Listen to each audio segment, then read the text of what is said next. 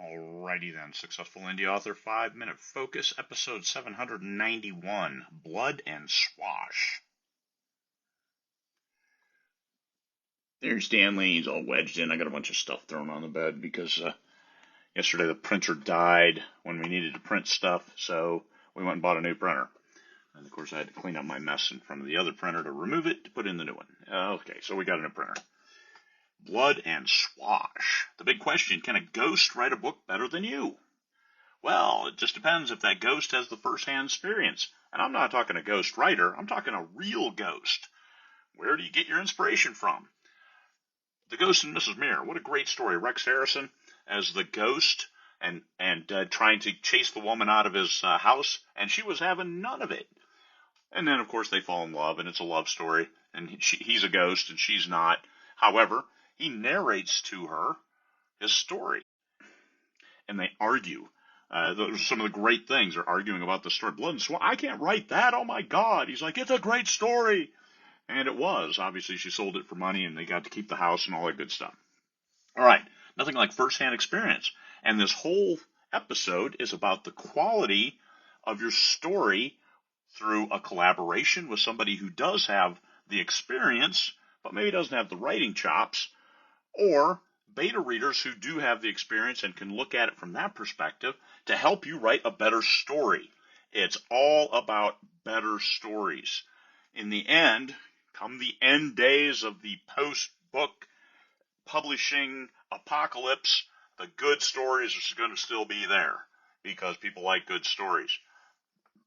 A volume is cool. Volume of great stories, that's cooler. So, you write the absolute best story you can, as quickly as you can, and you keep writing. That's how you make money in this business. You can't write a great story just once and not ever write another book. You've got to kind of keep writing books.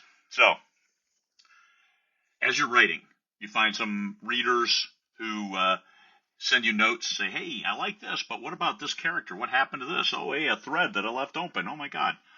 Now, those people you kind of bring on board because they like reading your stuff, and second, they provide input. Here's what's wrong. For fixing it, that's your problem. That's your business, because a lot of times when people tell you how to fix something, they're not good at it. Heart's in the right place, absolutely, but it's your story. You got to make it what you want it to be, especially if it's a series. You can't be going off on tangents because a reader said, hey, you should do this. And you think, okay, I'll do that. I'll accept your input. And now all of a sudden you've got this side tangent that adds no value to your overall story arc.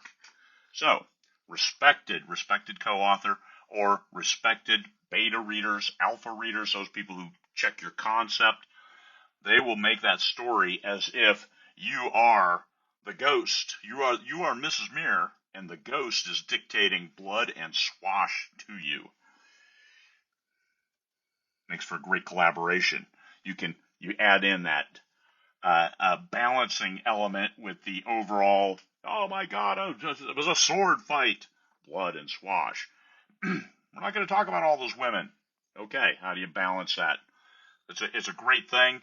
Being an artist, yes, it's your creativity, but there's also that business element of what provides that balance that the readers can internalize, embrace, and want more of. Not a free-for-all, and sometimes you do need that outside voice saying, hey, what about this? Or what's happening with this? Or here's a great scene, write this down. And then, hey, it's a great scene, you bet. So be your own ghost, or get someone to help you. Great stories, all about great stories. So in the end, you've got to write a great book, because once you have a great book, then you can worry about putting it in the right reader's hands. Got to have that great book first.